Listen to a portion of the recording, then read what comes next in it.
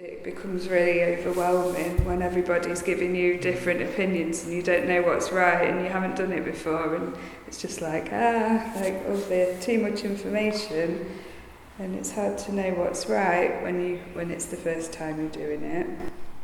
On the other hand, I'm quite glad they weren't giving me advice kind of directly, all the time, because they would. I mean, they try to do it already, by like messages, but messages are much easier to ignore.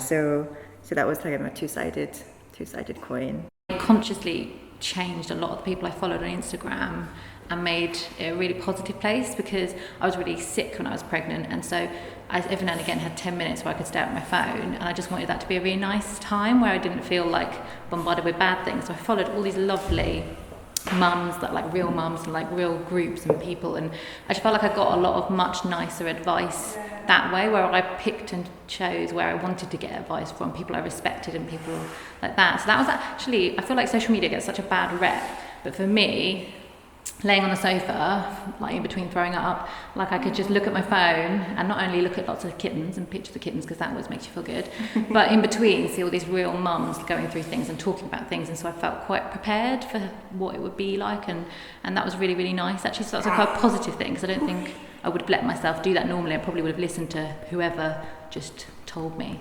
otherwise. Throughout even just pregnancy and having him, there's so much information that has changed since like 7 years ago, and you'll do certain things, like it's like when they get like the gunk in their eyes.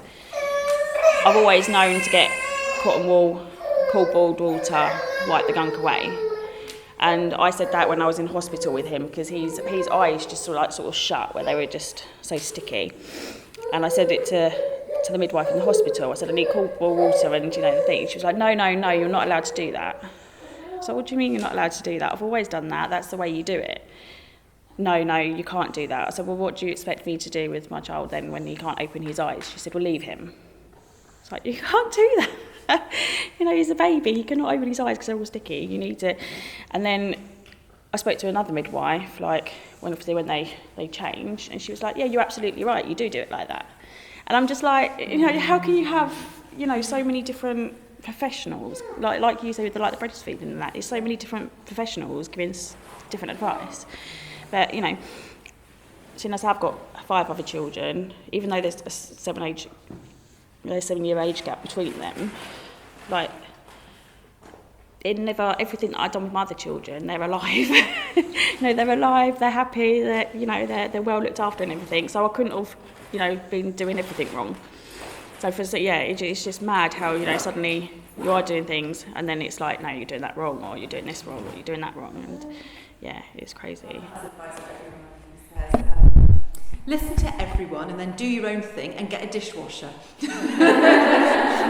That's what he says to everyone.